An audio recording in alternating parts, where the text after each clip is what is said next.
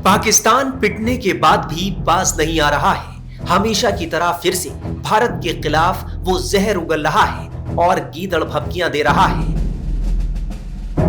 Media reports के मुताबिक पाकिस्तान के फील्ड मार्शल आसिम मुनीर ने भारत को परमाणु जंग की धमकी दी है। मुनीर ने सिंधु जल संधि स्थगित करने को लेकर भारत पर 10 मिसाइलों से हमला कर तबाह करने की बात कही।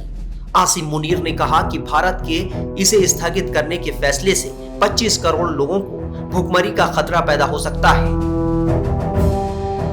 उन्होंने आगे कहा कि हम एक परमाणु संपन्न राष्ट्र हैं और अगर हमें लगता है कि हम डूब रहे हैं तो हम आधी दुनिया को अपने साथ ले जाएंगे। देखिए, पाकिस्तान के सेना के चीफ फील्ड मार्शल मुनीर ने यूनाइटेड स्टेट्स ऑफ अमेरिका की अपनी एक यात्रा के दौरान एक बेहद गैर जिम्मेदाराना बयान दिया है और जिसमें कि उन्होंने भारत के विरुद्ध न्यूक्लियर वेपन्स के इस्तेमाल की धमकी दी है।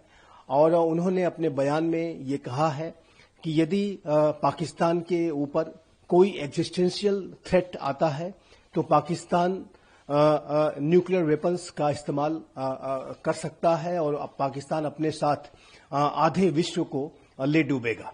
तो जाहिर है कि इस तरीके का जो एक बेहद गैर जिम्मेदाराना बयान पाकिस्तान के army chief field marshal Munir ने दिया है, वो इस बात को स्पष्ट रूप से दर्शाता है कि उनकी जो मानसिकता है वो बेहद नकारात्मक है, वो घोर भारत विरोधी है। और साथ ही साथ पहले भी उन्होंने अपने जो बयान दिए हैं उन बयानों में घृणा और कटुता भारत के जो प्रति स्पष्ट रूप से दिखाई देती है। पहलगाम की आतंकी घटना के पहले भी उन्होंने एक तकरीर दी थी, एक इसी तरीके का बयान दिया था जिसमें कि उन्होंने हिंदू मुस्लिम्स के बीच में किस तरीके की खाई और दरार है और ये कभी पट नहीं सकती, कभी ये एक नहीं हो सकती। इस तरीके की जो नफरत भरी बातें उन्होंने पहलगाम की आतंकी घटना के पहले की थी और उसके बाद उन आतंकियों ने उनकी इसी नफरत वाली जो सोच के आधार पर ही पहलगाम में हिंदू और मुस्लिम कम्युनिटी के लोगों को सेग्रीगेट करके आतंकियों ने हमले को अंजाम दिया था। तो ये जो बयान हैं जो पाकिस्तान की आर्मी के चीफ के हैं, ये निसंदेह गंभीरता के साथ इसके लिया जाएगा और पाकिस्तान को लेकर के भारत पूरी तरीके से हाई अलर्ट में है। और इस तरीके की जो पाकिस्तान की लीडरशिप है और जाहिर है कि पाकिस्तान में जो रियल रूलर्स हैं वो पाकिस्तान की सेना ही है और पाकिस्तान की सेना के अध्यक्ष का ये जो बयान है, नापाकी अस्त्रों के इस्तेमाल की जो धमकी है, उसको निसंदेह भारत ने उसका नोट लिया है और पाकिस्तान की ऐसी किसी भी साजिश का जवाब देने के लिए जाहिर है कि भारत समर्थ है, सक्षम है, संकल्पबद्ध है। यदि पाकिस्तान ने भारत के विरुद्ध किसी ऐसे दुस्साहस की तरफ उसने कदम बढ़ाया तो जाहिर है कि यह पाकिस्तान के पूरे अस्तित्व के विनाश का कारण बनेगा। भारत के पास पाकिस्तान से भी ज्यादा कहीं बड़ी कैपेबिलिटीज के न्यूक्लियर वेपन्स हैं और उन न्यूक्लियर वेपन्स को डिलीवर करने के सिस्टम्स मौजूद हैं। भारत के पास ट्राइड का सिस्टम है जो कि पाकिस्तान के पास नहीं है। भारत थल, नभ और जल सभी के माध्यम से second strike, third strike capabilities रखता है और ये पाकिस्तान यदि ऐसा कोई दुस्साहस आसिम मुनीर के मस्तिष्क में है कि वो ऐसा करने के बारे में सोच रहे हैं तो जाहिर है कि ये पूरे पाकिस्तान का जो अस्तित्व है वो वर्ल्ड मैप से मिट सकता है। इस बात को भी उन्हें समझना होगा। तो ये जो बयान है वो गैर जिम्मेदाराना है और ये धमकी भरे बयान है और इस तरीके के बयानों से पूरे विश्व में एक अस्थिरता फैलती है, पूरे साउथ एशिया के रीजन में अस्थिरता का वातावरण बन सकता है। लेकिन आसिम मुनीर ऐसे बयानों के लिए, अपने नफरत भरी सोच के लिए जाने जाते हैं। वो एक आर्मी चीफ कम एक कट्टरवादी मुल्ला का उनका जो व्यवहार ज्यादा दिखाई देता है। लेकिन भारत पूरी तरह से हाई अलर्ट मोड में है और भारत पाकिस्तान की किसी भी साजिश का मुंहतोड़ जवाब कभी भी दे सकता है। और न्यूक्लियर वेपन्स के संदर्भ में तो जैसा कि मैंने कहा कि ये पूरे पाकिस्तान के अस्तित्व को ही वर्ल्ड मैप से मिटा देने वाला होगा यदि पाकिस्तान ने ऐसा कोई दुस्साहस भारत के खिलाफ किया। आसिम मुनीर ने पाकिस्तान मूल के कारोबारी अदनान असद की तरफ से रखे गए एक डिनर कार्यक्रम में भारत के खिलाफ ये जहर उगला। बताया जा रहा है कि डिनर में मेहमानों को मोबाइल या दूसरे डिजिटल डिवाइस लाने की इजाजत नहीं थी, इसलिए भाषण का कोई आधिकारिक रिकॉर्ड नहीं है। मुनीर ने मई में हुए 4 दिन के युद्ध में भारत के नुकसान पर तंज कसा और कहा कि भारत को संघर्ष में हुए नुकसान को स्वीकार करना चाहिए। उन्होंने कहा कि अगर भारत अपने नुकसान का ब्यौरा दे तो पाकिस्तान भी ऐसा करने को तैयार है। देखिए, पाकिस्तान के तरफ से उनके आर्मी चीफ के द्वारा इस तरीके के जो बयान दिए जाते हैं वो एक गीदड़ भभकी मात्र है। पाकिस्तान को भारत ने 4 युद्धों में पराजित किया। 3 एंटी टेरर स्ट्राइक्स पाकिस्तान के विरुद्ध भारत ने सफलतापूर्वक कंडक्ट की।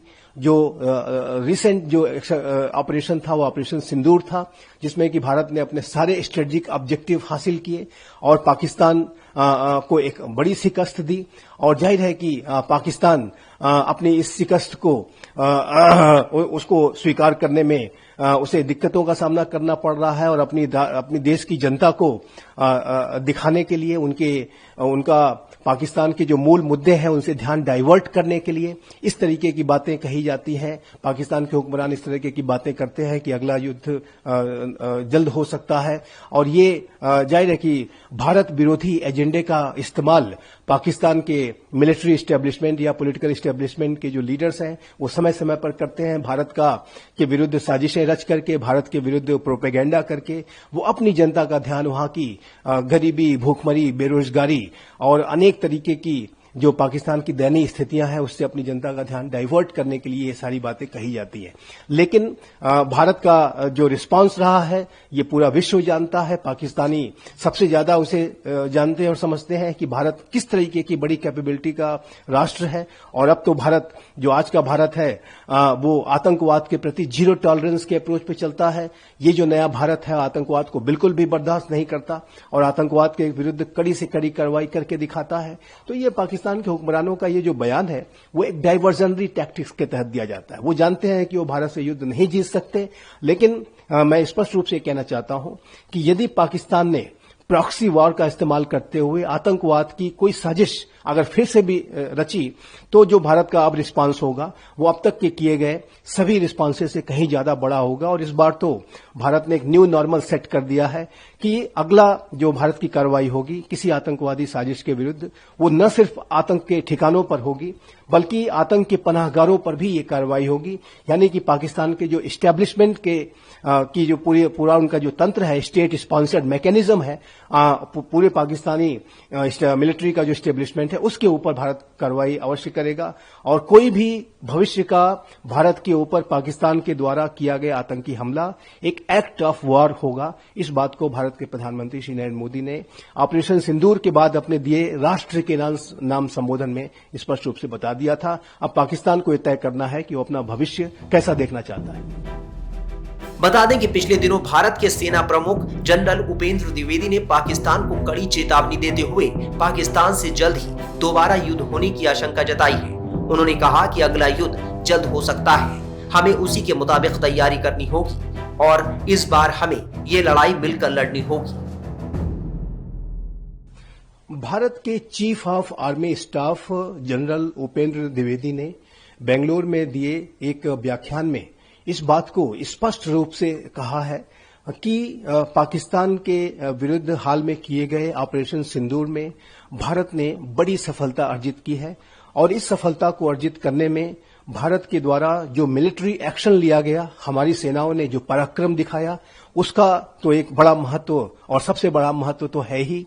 साथ ही साथ नैरेटिव मैनेजमेंट सिस्टम को भी डेवलप करना भी बेहद आवश्यक है। जो विजय है वो मस्तिष्क में भी होनी चाहिए। इनमी एडवर्सरी यानी पाकिस्तान को इस बात का गहराई के साथ एहसास होना चाहिए कि उसकी शिकस्त तो हुई है और इस तरीके की स्ट्रेटेजिक मैसेजिंग को करना, एक नैरेटिव मैनेजमेंट सिस्टम को भी डेवलप करना आज के समय की बड़ी आवश्यकता है और भारत ने इसे बड़े एफर्ट्स के साथ डेवलप किया है।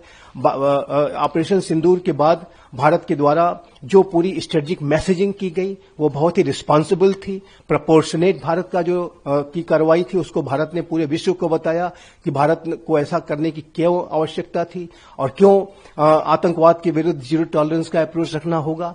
और ये जो स्ट्रेटेजिक मैसेजिंग, ये जो नैरेटिव मैनेजमेंट का जो सिस्टम है जो भारत ने इवॉल्व किया है उसकी भविष्य में भी आवश्यकता पड़ सकती है। तो इसी बात को COS जनरल उपेंद्र द्विवेदी ने अपने बयान में कहा है, और जो कि निसंदेह एक बेहद महत्वपूर्ण बयान है। भविष्य में भी यदि पाकिस्तान के ऊपर भारत की कोई कार्रवाई होगी तो उसमें मिलिट्री एक्शन के साथ साथ स्ट्रेटेजिक मैसेजिंग और नैरेटिव मैनेजमेंट सिस्टम का भी एक अहम रोल होने जा रहा है, ये स्पष्ट रूप से दिखता है। बता दें कि शनिवार को ही बेंगलुरु में कार्यक्रम के दौरान एयरफोर्स चीफ AP सिंह ने कहा था कि ऑपरेशन सिंदूर के दौरान पाकिस्तान के 5 लड़ाकू विमान गिराए गए थे। इसके अलावा एक सर्विलांस एयरक्राफ्ट को करीब 300 किलोमीटर की दूरी से मार गिराया था। ये सतह से हवा में टारगेट हिटिंग का अब तक का रिकॉर्ड है।